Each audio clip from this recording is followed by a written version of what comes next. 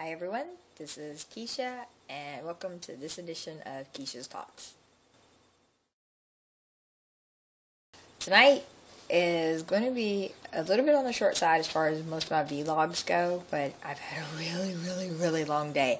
So I was going to do a little bit longer of a show, but due to circumstances and things out of my control, this is not going to be as long as I would have liked. But I decided this year to do a pre-NaNoWriMo vlog to kind of let people in on my thought processes for this great annual event that I've been doing on and off again since 2007. And to also give you a little bit of history behind my own nano journeys across the last few years. But to start with, you're probably wondering, what is NaNoWriMo? Now, unless you've been living under a rock or in a really far off place, most unpublished writers and people in the writing community have at least heard of it. But in case you don't know what it is, in a nutshell, NaNoWriMo stands for National Novel Writing Month. And it was created several years ago by writers who just kind of wanted an excuse to write.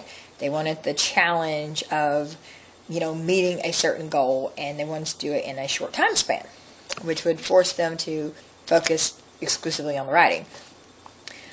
So they decided, hey, let's do it in November, let's take 30 days, and let's see if we can do 50,000 words. And bingo, NaNoWriMo was born. My personal experience with Nano did not begin until 2006, when it was introduced to the county where I live, which is Citrus County, Florida. And they did a Nano kickoff party, which I made it to.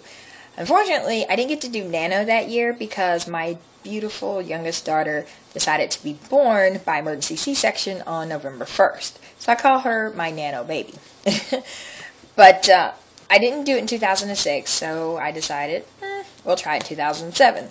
Well, in between that time and November 2007, had a lot of chaos in my personal life. So when 2007 rolled around, I seriously was not in any kind of a mood to do 50,000 words in a month. I mean, just mentally, I was not there. But I didn't want to not experience Nano, so I made a personal goal. My personal goal was to write at least one chapter in my work in progress that I had, which at the time, by the way, was Moonbeams. And I took that 30 days, and it literally took me 30 days to write one chapter. But I felt accomplished. I felt pretty good about myself because I hadn't been writing anything before that. And then I kind of went back on another dry spell after Nano 2007. 2008 rolls around, my whole personal life had changed. A lot of things went down, a lot of things got corrected, and I felt like I had, it was like a whole new me. So I sharpened my pencils and my notepad and got ready for Nano 2008. In Nano 2008, I wrote the first 40,950 some words of We're Love Desk Conspiracy. Now, for those of you that know my writing and my works, you do know that it has since been published, and also the sequel as well. But it was originally a Nano project. Yes, it was a Nano project. And that was in 2008. It was a great jumping point for me because once Nano was over, I was so hooked on Desk Conspiracy that I continued to write until I finally, for the first time in my life, finished a first draft of a novel. And I ended up turning out a whopping 86,000 words, a little bit over that, for Desk Conspiracy for the first draft. So Nano was a really good jumping off point for my writing. So I was so stoked about it that I decided, okay, in 2009, we're going to do it again, yeah. And this time we're going to hit that 50,000. So November 2009 rolled around, and I started work on a paranormal thriller, which at the time was called Mind Dreamer, which I've since changed the name, and it's Dream Miner, which once again, if you've been following me, you know that this is another release that's going to be coming out in December. So Nano has been great for me as far as getting novels written that I am later, publishing.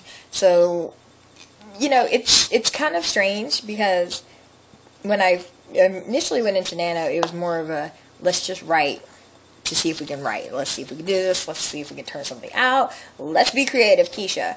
And it's kind of since turned into something else for me. It's more of what projects do I really want to write that I kind of need to have pressure applied to me so that I can get them done. And that's what happened in 2010.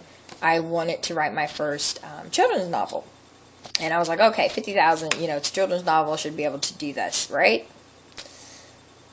Wrong. 2010 turned out to kind of be like 2006. I had all the best intentions of starting. In fact, I wrote like 5,000 words. And then my personal life decided to get in my way. So I had to kind of give it up after the first week because I was just so frustrated and so far behind that I was like, nope, just bump it, forget it, let it go, Keisha, ain't happening this year. And I was really disappointed because I had done so good the 2 previous years. So here we are now, 2011.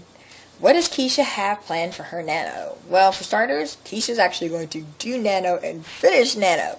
So for the next 30 days, I'm going to turn into a little bit of a hermit, probably a little evil, with the claws coming out if you bother me. But I am bound and determined to write, and write my hands to the bone, and just have fun doing it. We are now, 2011. What does Keisha have planned for her Nano? Well, for starters, Keisha's actually going to do Nano and finish Nano. So for the next 30 days, I'm going to turn into a little bit of a hermit, probably a little evil, with the claws coming out if you bother me. But I am bound and determined to write, and write my hands to the bone, and just have fun doing it. Project for this year is called The Rising. It is also set where science fiction, young adult, and for the first time I'm writing a male protagonist. So this is going to be a little bit of a stretch for me. Definitely interesting on several levels. Science fiction, like I said, you've got a human and an alien. And let's just put it this way, sometimes you should keep your hands to yourself, as Shinjiro's going to find out when the story gets started. So I'm very much looking forward to doing this particular storyline because it's actually been playing in my head since January. Lots of scattered thoughts, lots of scenes, and so it'll be fun to just sit down and put it all together for Nano. So I'm really looking forward to hitting that 50,000, and if I'm really good and on fire, hopefully going past the 50,000. But we'll see. 50,000 definitely is the goal for the story, and I'm very much feeling this one, so I think maybe the writing will, do the whole flowing out, creativity, and all that jazz. Process. I've been asked, Keisha, what's your Nano process? And God, I don't know. It kind of varies from year to year, actually. One thing I do tend to do, it's like a must-have, and I know you're going to laugh, but I have to have my no-bake fudge cookies from Walmart. Like, they come in a pack, or a dozen, right? And yes, I can eat the whole dozen by myself, but they're just so good. And something about the flavor, and my mind goes into overdrive, and I'm like, oh yes, I can write. And fingers are flying on the keyboard, or if I'm, handwriting, it's like, and it's great. Another junk food that kind of motivates me to write are vanilla moon pies. Now, the only problem with that, and I'm from Virginia, mountains of Virginia, and when I used to live up there, I was introduced to moon pies. Love them, love them, love them. They're great when you put them in the microwave for like 30 seconds, put some Cool Whip on up. Awesome stuff. But when we moved to Florida, it was like I had traveled to a foreign country, because when we went to the stores to look for the moon pies, they were like, moon pies? What do you mean moon pies? And then they're like, oh, you mean these? Well, no, people, I'm not talking about the banana cream or the chocolate. I want the vanilla. And it was like horribly, it was so horrible trying to like find someone that sold them. Amazingly enough, it was the Cracker Barrel restaurants that have the moon pies, which I don't frequent them because the nearest ones are like 30 to 45 minutes north or south of me. And I'm sorry, I'm not going to drive like 30 minutes to get my moon pies. So, but my mom went to Cracker Barrel a few weeks ago, so I got my moon pies. But moon pies too are, you know, a source of creativity and inspiration for me. I don't know, just something about the flavor just makes my mind go, oh. Also, music. Definitely lots of music to set the mood. I've already created the playlist for The Rising, which it's a lot of rock inspired music. Some romantic stuff because, you know me, I love my romance no matter what I'm listening to. So certain songs just kind of, I don't know, get me in an emotional area that I kind of need to be to write certain things and, you know, make it with impact. So I tend to listen to more, you know, romantic, emotion, you know, pulling kind of music. But the rock music is definitely, it makes me think of adventure and, you know, little battles and I don't know, just like kind of over the top stuff. So, and that's definitely part of, you know, what I equate with my sci-fi. So definitely rock inspired playlist with, you know, like I said, some romantic stuff thrown in there. But yeah, so music, food, don't really have a particular drink. You know, I'm not an alcoholic drinker, even though I'm old enough to drink. So that is definitely not a thing. But I guess, if I had to say I was something to drink, it would have to be Dr. Pepper, maybe. Yeah, I think I'm like, I go mad crazy on my Dr. Pepper. Lots of Dr. Pepper, caffeine high, right? Or hot chocolate, too. Because it's kind of like the winter months. And even though I do live in Florida, it's been getting a little chilly around here. So hot chocolate's another one that just the smell and the warmth from it, and the, you know, the marshmallows floating in the cup, all that kind of, you know, is another, you know, relaxing, free your mind kind of experience for me. So, you know, what have we talked about? Let's see, we've talked about the story, we've talked about my writing process, my past nano history. What else do I want to talk about? I hope that you'll come join me. If you're still sitting on the fence, here's my advice. If you don't think you can hit the 50,000, instead of causing yourself stress, because I've encountered this with other writers, set your own personal goal. You know, for example, decide that you're going to do 20,000 words or 25,000. That's half of the 50,000. 25,000. You're going to do 25,000 words in 30 days. Or maybe that's still too much. Maybe you just want to get some kind of writing done. Then do like I did in 2007. Say you're going to write a chapter. And, you know, I don't know how many pages it might be for you. But, you know, set that as a goal. Just write. That's the whole purpose to Nano. Really, it is. And the end result is that you've written something. No matter how small, no matter how large, it's the fact that you wrote. And for a lot of writers, and I can swear and vouch from personal experience, sometimes just sitting down and putting that first word on the page is sometimes the hardest thing to do. It really is. And Nano is great because you're in that mood and it's really exciting. And a lot of writers do it, and there's lots of support groups, and you can find a lot of local groups, you know, like here in Citrus County, we, you know, for the past few years, they have a write-in, and that they do where you can go for several hours, and the whole purpose is you're around other people doing Nano, and you don't feel so isolated, and you're not alone. And it's great because you can walk in and you're like, oh, well, what you doing on your Nano project? And it's a nice feeling to have people that relate to you. Because some of us, when we're right, our families they just don't get it. They're just like, oh, she's just doing, her thing.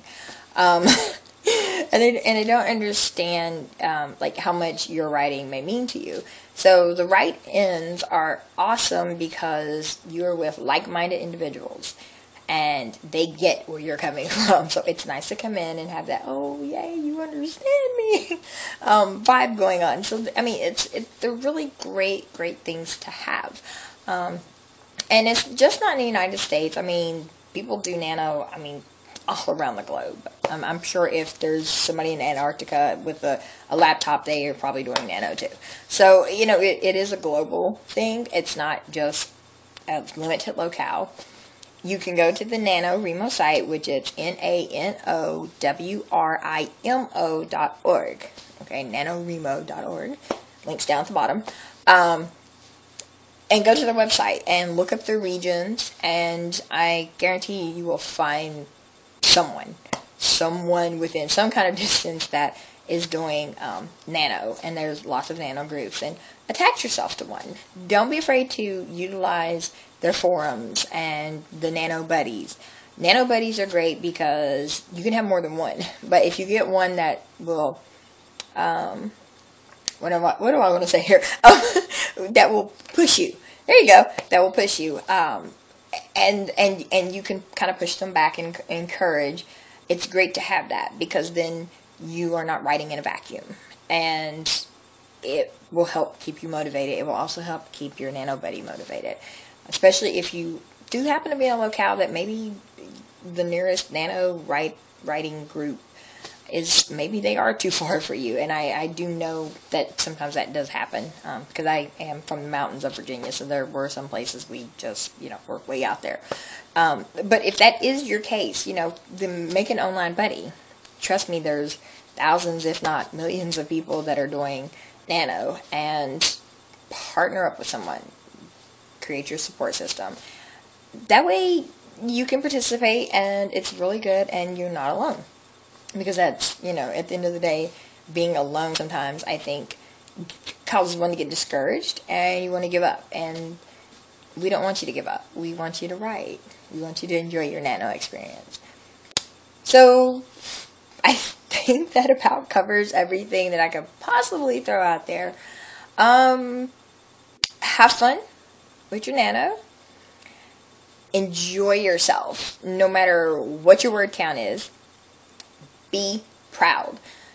You wrote something. That is the key to the whole experience.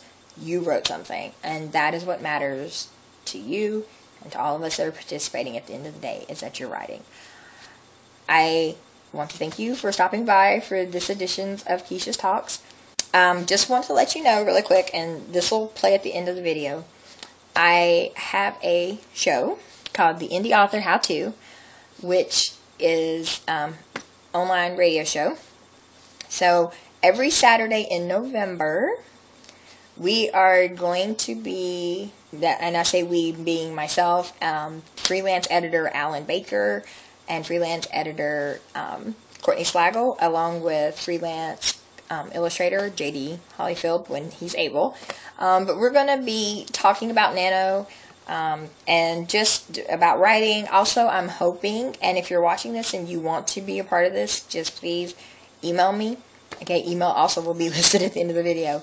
But I'm looking for those that are participating in nano or have participated in nano that would like to be a guest on the show so that we can talk about what you did with nano, your own tips and tricks, your advice, encouragement, what have you.